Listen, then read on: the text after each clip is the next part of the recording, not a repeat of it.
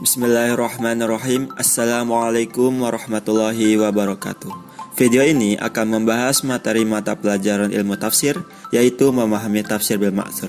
Materi ini merupakan materi pada bab 9 kelas 10 keagamaan Madrasah Aliyah. Bersama saya Muhammad Kahfi Albana.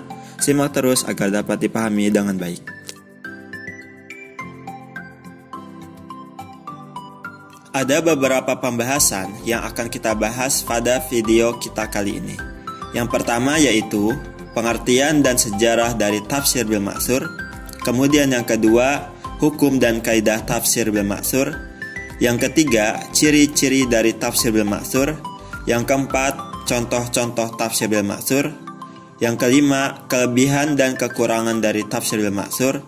Dan yang terakhir adalah tokoh dan kitab dari tafsir bil ma'tsur. Mari kita bahas satu persatu. Pembahasan yang pertama yaitu pengertian dari tafsir bil ma'tsur. Secara etimologi atau bahasa, bil ma'tsur berasal dari kata asar yang berarti sunnah, hadis, jejak, atau peninggalan. Karena dalam penafsiran, seorang mufasir menelusuri jejak atau peninggalan masa lalu dari generasi sebelumnya hingga kepada Nabi Muhammad SAW. Sedangkan secara terminologi atau istilah, tafsir bil ma'tsur adalah tafsir berdasarkan kutipan-kutipan yang sahih, yaitu menafsirkan Al-Quran dengan Al-Quran, Al-Quran dengan sunnah, Al-Quran dengan perkataan sahabat, atau Al-Quran dengan perkataan tabi'in. Sehingga dapat dikatakan bahwa tafsir bil ma'tsur adalah tafsir riwayat. Karena tafsir ini menggunakan sumber penafsirannya terbatas pada riwayat Rasulullah SAW dan dari sahabat atau murid-murid mereka, kalangan tabi'in, dan juga dapat dari tabi'ut tabi'in.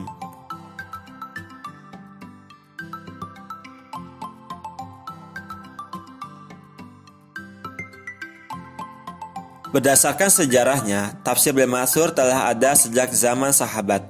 Dibuktikan dengan adanya beberapa sahabat terkemuka dalam bidang tafsir, seperti Khulafaur Rasyidin yaitu Abu Bakar, Umar, Utsman, dan Ali. Selain itu juga ada Abdullah bin Mas'ud, Ibnu Abbas, Ubay bin Ka'ab, Zaid bin Thabit, Abu Musa al-Asy'ari, Abdullah bin Zubair, dan lain sebagainya. Pada zaman ini, tafsir bil ma'tsur dilakukan dengan cara menukil penafsiran dari Rasulullah SAW atau dari sahabat oleh sahabat, serta dari sahabat oleh tabi'in. Cara seperti ini biasanya dilakukan secara lisan dengan tata cara yang jelas periwayatannya. Pada perkembangannya, penukilannya menggunakan penukilan pada zaman sahabat yang telah dibukukan dan dikodifikasikan. Selanjutnya, tafsir ini juga mengalami perbedaan pendapat terletak pada aspek redaksional, sehingga maknanya sama, hanya kata-kata yang berbeda. Perbedaan ini dapat diklasifikasikan dalam dua macam, yaitu pertama, mufasir mengungkapkan maksud sebuah kata dengan redaksi yang berbeda dengan mufasir lain. Sebagai contoh kata as-siratal mustaqim, sebagian mufasir menafsirkan dengan Al-Quran, sedangkan yang lain mengartikan Islam. Namun keduanya bermakna sama karena Islam mengikuti Al-Quran. Kemudian yang kedua, mufasir menafsirkan kata yang bersifat umum dan menyebutkan makna dari sekian banyak makna yang ada. Contohnya pada surat Fatir ayat 32. Dalam pengertian zalim, muqtasid, dan sabiq, ada mufasir yang mengaitkan dengan sholat, tetapi ada pula yang mengaitkannya dengan zakat, sehingga terasa ada sedikit perbedaan.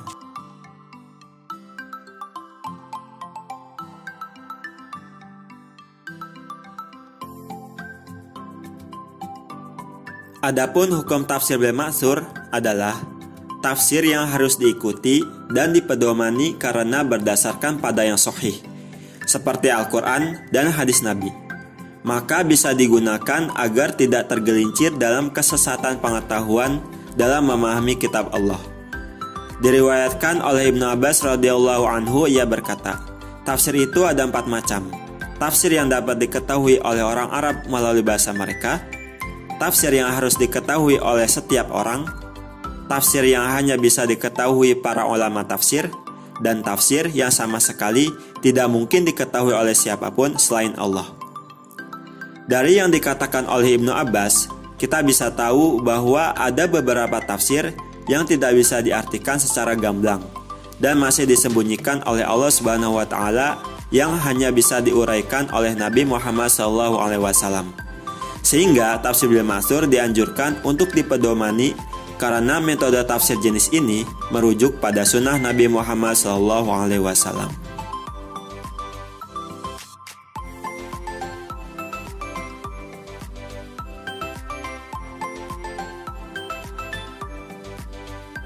Terdapat beberapa kaidah tafsir bil ma'tsur seperti yang ditulis oleh Al-Khalidi. Yang pertama yaitu tafsirul Qur'ani bil Qur'an huwal asasu lima ba'dahu minat tafsiri bil ma'tsur. Yang artinya tafsir Al-Qur'an dan Al-Qur'an adalah dasar bagi tafsir bil ma'tsur lainnya. Kemudian kaidah yang kedua yaitu tafsirul Qur'ani bis sunnah, yali tafsirul Qur'ani bil Qur'an fil manzilati li ahammiyatihi. Yang artinya dari sisi kedudukan dan arti pentingnya, tafsir Al-Quran dengan sunnah berada setelah tafsir Al-Quran dengan Al-Quran. Kemudian kaidah yang ketiga yaitu bayanur Rasul sallallahu alaihi wasallam li ayatin wa tafsirul laha muqaddamun ala ayyi bayanin wa tafsirin. Yang artinya penjelasan dan penafsiran Rasul terhadap suatu ayat diutamakan daripada penjelasan apapun. Dari kaidah ini dapat dipahami bahwa apabila telah ada keterangan Nabi Muhammad SAW terhadap makna suatu ayat, maka keterangan lain tidak dapat dipegang jika menyalahi keterangan Nabi Muhammad SAW ini. Dan yang keempat adalah qaulu sahabati fit tafsiri muqaddamu ala qauli man ba'dahu. Yang artinya pendapat sahabat mengenai tafsir lebih didahulukan daripada pendapat orang-orang setelahnya.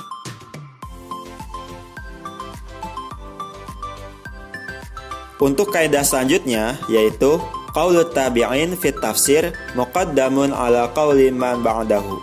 Yang artinya pendapat tabi'in mengenai tafsir lebih didahulukan daripada pendapat orang-orang setelahnya.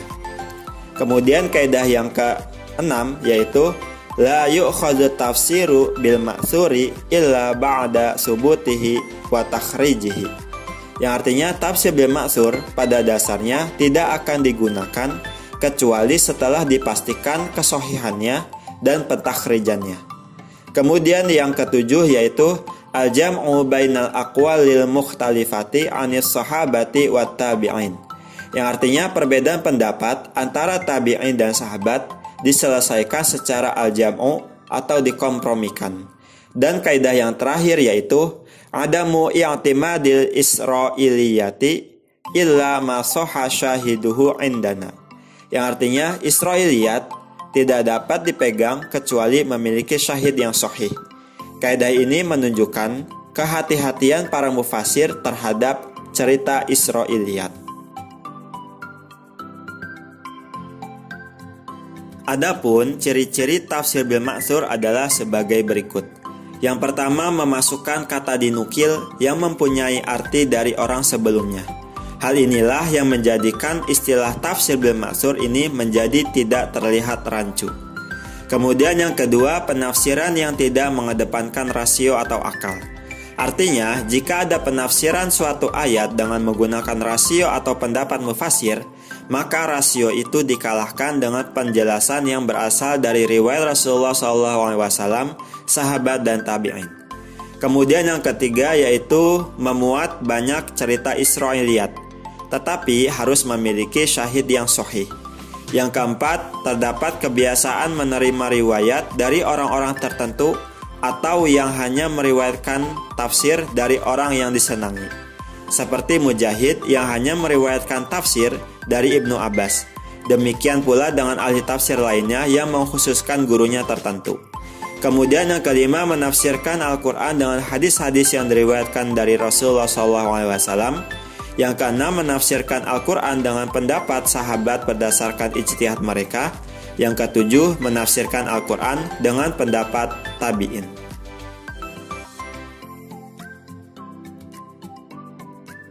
Pembahasan selanjutnya adalah contoh tafsir bil ma'tsur. Yang pertama yaitu tafsir Al-Quran dengan Al-Quran. Dalam Quran surah Al-Baqarah ayat 37 yang redaksinya sebagai berikut.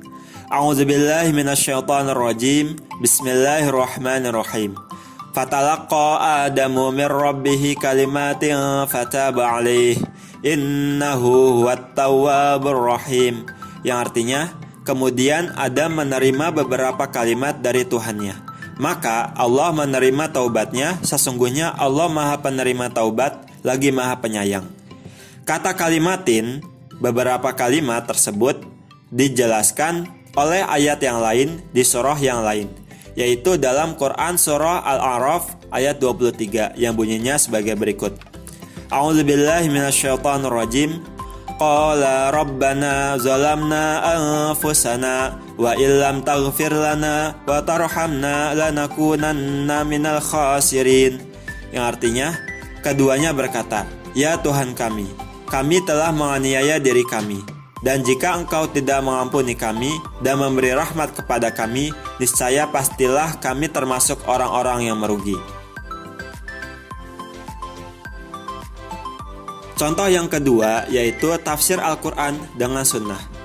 Dalam Quran surah Al-Baqarah ayat 238 yang bunyinya sebagai berikut. A'udzubillahi minasyaitonirrajim. Hafizu 'alas salawati was salatil wusta wa qumu lillahi qanitin. Yang artinya, peliharalah semua salatmu dan peliharalah salat wusta. Berdirilah untuk Allah dalam salatmu dengan khusyuk.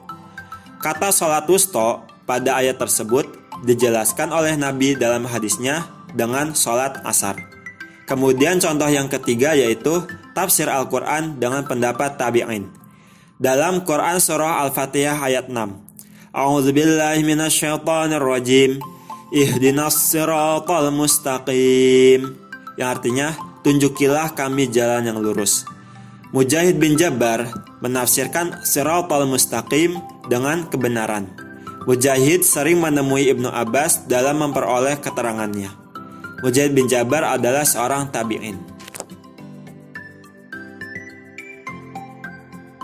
Dan contoh yang keempat adalah tafsir Al-Quran dengan pendapat sahabat. Dalam Quran surah An-Nisa ayat 2, bunyi redaksinya sebagai berikut. A'udzubillahi minasyaitonir rajim. Wa atul yatama amwalahum wa la tatabaddalul khabisa bit-thayyib wa la ta'kulu amwalahum ila amwalikum innahu kana huban kabira. Yang artinya, dan berikanlah kepada anak-anak yatim yang sudah balik harta mereka. Jangan kamu menukar yang baik dengan yang buruk, dan jangan kamu makan harta mereka bersama hartamu. Sesungguhnya tindakan-tindakan menukar dan memakan itu adalah dosa yang besar. Kata huban ditafsirkan oleh Ibnu Abbas dengan dosa besar. Ibnu Abbas adalah seorang sahabat Nabi Muhammad SAW. Setiap metode tafsir memiliki kelebihan dan kekurangan. Untuk kelebihan dari tafsir bil ma'tsur menurut Profesor Dr. Quraisy Shihab adalah: yang pertama, menekankan pentingnya bahasa dalam memahami Al-Quran.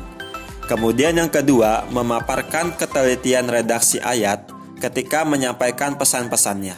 Dan yang ketiga adalah mengikat mufasir dalam bingkai teks ayat-ayat sehingga membatasinya terjerumus dalam subjektivitas berlebihan.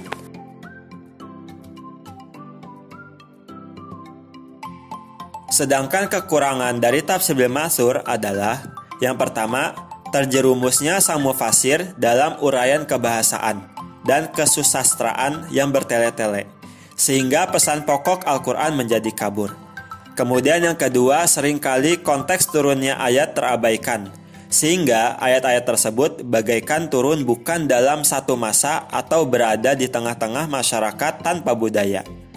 Yang ketiga, bercampur dengan riwayat yang tidak sahih.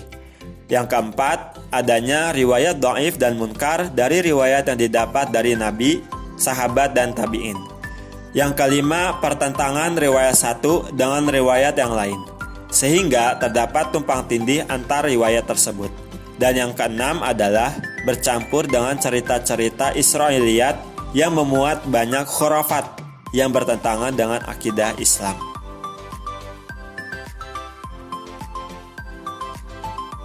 Dan pembahasan yang terakhir adalah kitab dan tokoh tafsir bil ma'tsur.